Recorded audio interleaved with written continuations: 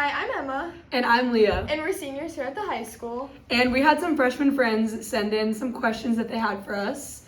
Because we've been at the high school a little longer, they had some questions about school and other things, and we just thought that we could give our expertise on some of these subjects. So one of our friends, Ella, who is also behind the camera. Oh, that's almost fell into the desk. We're fine. Yeah. We have some questions that she asked us, along with some of her friends, just about, how to survive high school and how to thrive. So, first question. The hardest year of high school, so I would say it was my junior year. Chemistry really got me. I needed a tutor. Chemistry will do you dirty. Yeah. Do you take AP? That was my hardest year of high school. Yeah, I would say junior year too. I think that junior year is really hard for a lot of reasons. I think that people are like moving through friend groups, like you're kind of like over the hump of like halfway through high school, and you're doing ACT stuff and you're taking the really hard classes and you're like building up your GPA and your resume just so that it like can look good for senior year and you're applying to colleges. So I feel like it's kind of like the grunt work of like the glory work that when you get to do it senior year. You know what I mean? Yeah, totally. It was the easiest year of high school. I want to hear the same one. Let's say it at the same time, okay?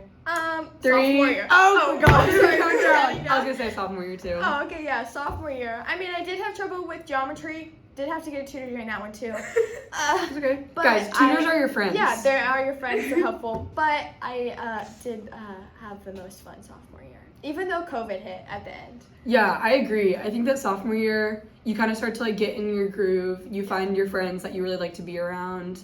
And I feel like, for me at least, like I got to kind of branch out and do more of the fun social things sophomore year.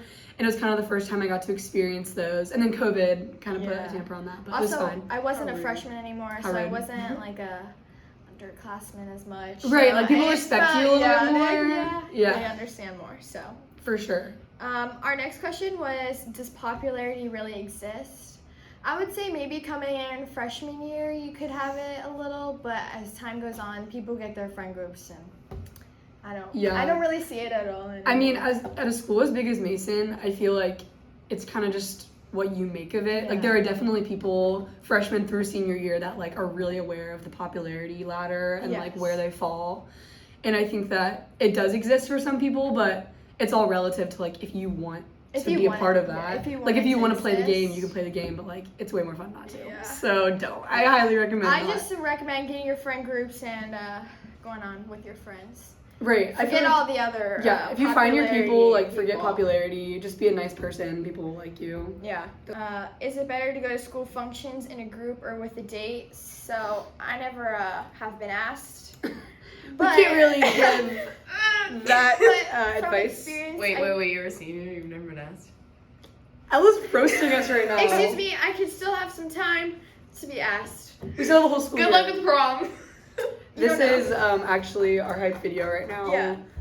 Ask us to prom. Girlfriend applications. But I would Just say, honestly, from all of my friends, they've said that going alone is better because, you'll still have, like, Not alone, but like in a group. With groups. You have your friends. Go by yourself. Leah's gonna roll up alone. Like pull up by Stepping yourself. out of a limo, Don't just go like. alone. Please don't. But not with a boy, not just with a boy. Because then you get there, and if you want to dance with a guy, you can.